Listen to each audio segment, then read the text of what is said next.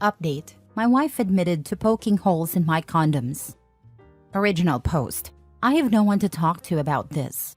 I just want to type it out to make more sense of it. My wife, Pam, and I are both 35. We met back in college and have been married for 6 years. Even when we were just good friends, I was always vocal about my indifference to children. I wanted to focus on my career and figure myself out before I even thought about bringing a human into this world. Pam was aware of this when we started dating, but she was slowly starting to get me to ease into the idea of kids. I knew our values were different, and it's my fault for continuing things, but I loved her so much. She is my best friend, and she helped me out of the worst period of my life. About 2 years into our marriage, Pam became pregnant from what I believed to be a freak accident. Obviously, I didn't leave or get mad at her, just wanted to preface that. I took care of her and supported her throughout the entire pregnancy. Pam gave birth to my twin baby girls. They are my world, plain and simple. I feel sad and alone even after just a little work trip without them. Pam became a stay-at-home mother, something I was completely fine with. Recently, Pam became pregnant again, intentionally this time, and she was starting to become distant and had a look of shame whenever I tried to talk or be intimate with her. I have been trying to be the best husband possible, but she always insisted she was fine and tried to distract me by talking about our girls. I came home from work to find Pam slouched over crying in our bed. Our daughters were spending the night with my sister, so we were alone. When I came over to comfort her, she started sobbing about how sorry she was. After I consoled her enough to speak, she explained that she had poked holes in my condoms when we had sex when she first got pregnant with our baby girls. She didn't try to justify herself, just went on about how she was a piece of trash and it deserved me, the girls, or the baby. She was practically hyperventilating. I consoled her for the sake of the baby, but I was, and still am, angry. I've been sleeping in a guest room. I know that this is technically sexual assault, but I hate the idea of only seeing my daughters and baby half the time. Pam hasn't left our room since. I have to make her dinner after work. She looks so broken, saying that she'll move out if that's what I want. She's pregnant, so obviously I don't, but I'm still incredibly mad and sad. I still love her. I've known her for a decade and a half. She's been nothing but loving and supportive, and until now, very transparent with me. I just wanted to type this out to make sure my feelings, which I know are justified, are truly justified. My little girls have been the only reason I'm not breaking down and sobbing. I know I'm weak for thinking about forgetting about this. I'm still thinking about divorcing my wife after the baby is born, but I would still want her to live with me. I know, pathetic. I'm taking the next few days off work. Now for the top comments before reading the update. There's absolutely nothing pathetic about being hurt by and still wanting someone you love. People do stupid, horrible things, especially when they're hyper-focused. It sounds like your wife has issues with her betrayal, and she's attempting to take ownership of what she's done. Before you divorce her, think about if that's what you want. Don't worry about what you think others would expect you to do. If you are willing to forgive her and give her the opportunity to earn your trust back, then that's what you should do. It sounds like you're rightfully pissed off, but it also sounds like you're more concerned with your family and keeping them together. If that's ultimately what you want and you can live with it, then that's what you should do. If you know you can't get past it, then make the necessary changes for what you're able to accept. If it's divorce, it's divorce. My point here is that you don't have to leave because you believe that's what is expected or what you should do. If you leave, make it because it's what you actually want. Also, give it some time before you make a decision. You don't want to decide your future when you feel angry, hurt, and betrayed. I really hope things work out for you. I wish you the best. Thank you for the take based on reality. It feels like too many people get too hung up on doing what's expected of them. Real life is never so black and white, even for situations where one has been clearly wronged. I agree. That was excellent advice, and you're totally right about things not being black and white. Reddit is notorious, in my opinion, for having these really strong right and wrong takes, and life is just so much more complicated than that. I'm a woman, child-free by choice. I've always been so careful with my birth control, and I don't think I would be able to come back from finding out a partner sabotaged it. I also don't know that, in your situation, with children I'm attached to and another on the way, I would be willing to append my life and have them in primary custody of the person who did that. But again, I am not sure I could forgive it. I don't have advice regarding divorce or working it out. I will say that I would consider a vasectomy, particularly if you decide to stay. Even if you are able to forgive it, I don't think you should trust that again. The absolute hell with him considering a vasectomy. She should be the one sterilized, if anything. Why should he be sterilized because he was the victim of sexual assault? Now for the updates. Mini update. I'm going to bed. This entire situation is draining. I realized that I need to talk to my wife about this immediately and can't just leave things in the air. I will also look into getting therapy immediately. Thanks again for your advice. Update. This is a given, but thank you for taking the time to read and respond to the ramblings of my current situation. From giving me advice and telling me to suck it up, thank you. I'm 100% going to couples therapy with Pam and also therapy for myself. She's doing better, not as stressed out as she was before. No, I am not throwing Pam out of the house while she is 5 months pregnant. She's still being a recluse in our room, making me have to do her usual responsibilities. I was able to have a nice outing with my little girls. We saw Moana too. Lol. I guess I'm just here to say that I'm doing fine and we'll be getting professionals to help us through this. The simple matter of fact is that Pam betrayed me, but I still love her so much. Some people were telling me to DNA test my children, but there have been no signs of any affairs. I don't think I could even handle that kind of news if it were true. Even if we do end up getting divorced, I will never tell our family about what Pam did. She's still the mother of my children, and I don't want my family to think less of her. The same goes for my daughters. I don't want them to think they're the product of something like that, and I especially don't want them to think that I resent them. That's all, I guess. You're being an extremely generous person in this situation. I'm glad you and Pam are doing the work with therapy and trying to bridge this situation. Personally, the fact that your wife is still being a recluse and having you take care of everything at home really grinds my gears. She was the one who wronged you, and somehow she is the one acting like the victim and withdrawing from everything? The shoe really should be on the other foot, and she should be the one giving you space to process everything. I do think that you need to allow yourself to feel the emotions you want to feel. You seem to be doing the guy thing of being very outwardly focused on making sure your girls are taken care of, that the household is continuing to run, and solving problems that come up. I'm concerned you're focusing on everyone else so you don't have to deal with your own emotions, and eventually, you'll hit a boiling point. One small thing Pam does or doesn't do will set you off, and you'll explode on her.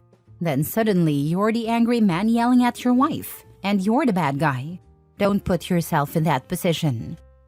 I agree with all of this. OP, you have to ask, why did she tell you when she did? Why has she closed herself off to you? There are more details to uncover here, so please be prepared for it as best you can. OP, I am a mother to 3, and while I would never do what your wife did, there is also no way in hell I would shut my husband out and force him to do all my jobs as a stay-at-home mom on top of his actual job while I throw myself a pity party for wronging him. I'm imagining her guilt has made her depressed.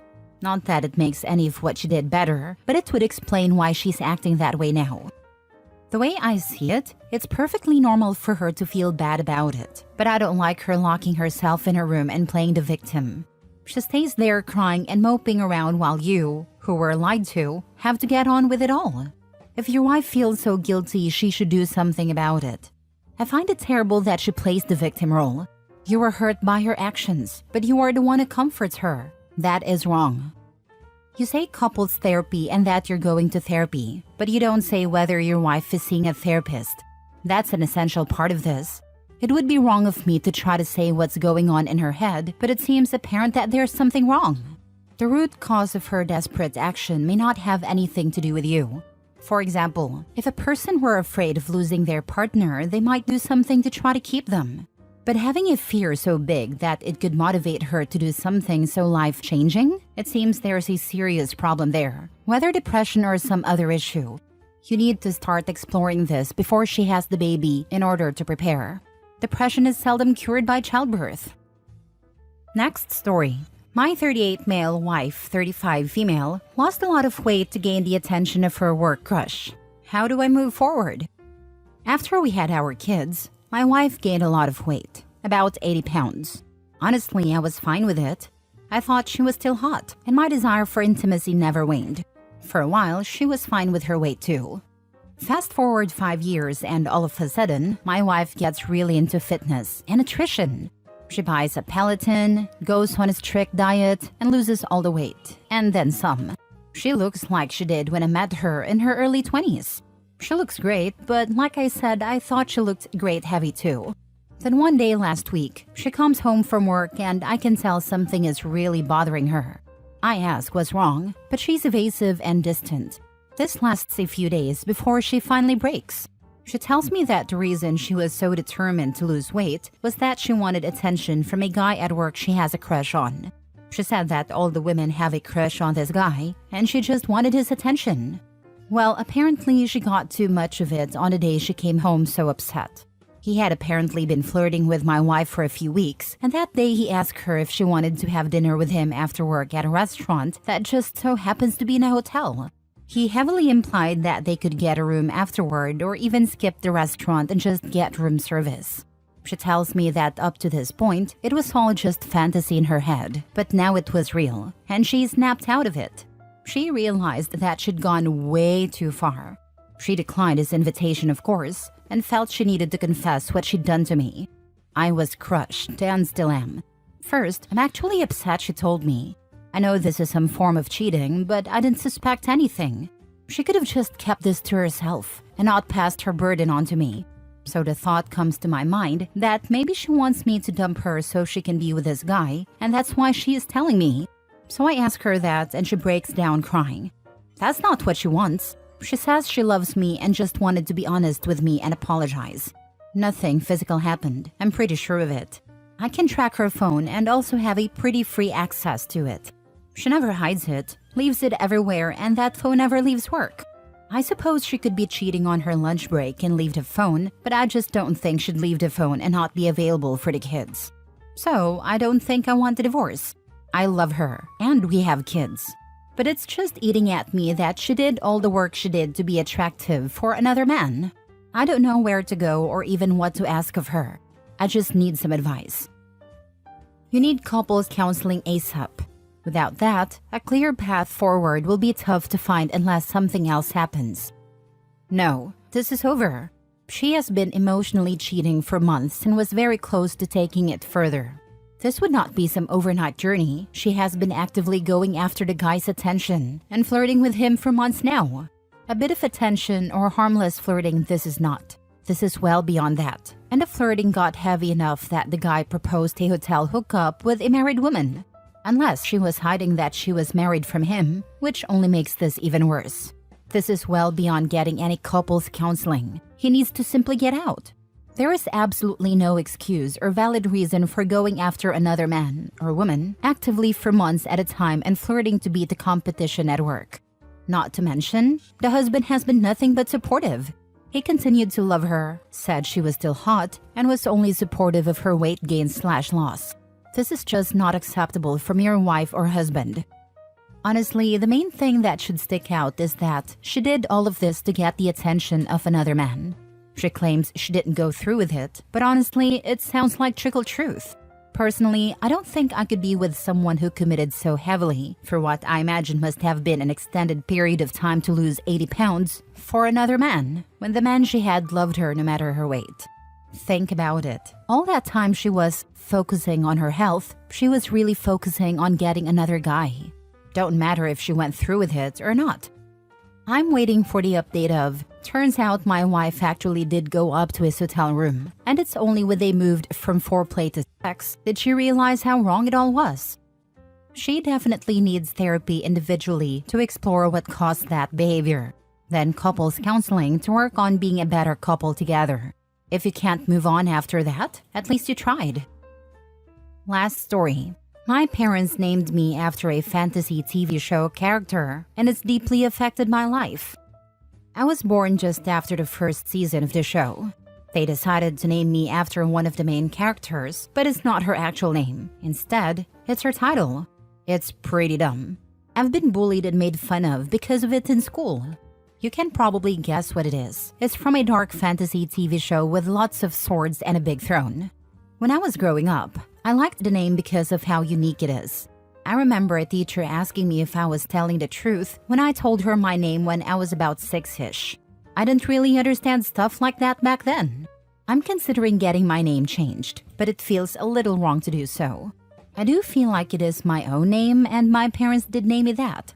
Because of my name, I got into horses and horseback riding. Emulation, I suppose. I am who I am because of it, but the bullying recently is getting to me. Lots of riding jokes. I don't hate my parents or anything, but I did feel angry at them today over it. Now for the comments. Wow, the Khaleesi's are old enough to post on Reddit? Boy, am I old. Recently saw Moana 2, and when the credits started rolling, one of the child voice actors' name is Khaleesi. Oof, my friend named her kid Daenerys before the end of the show. She's probably in middle school by now.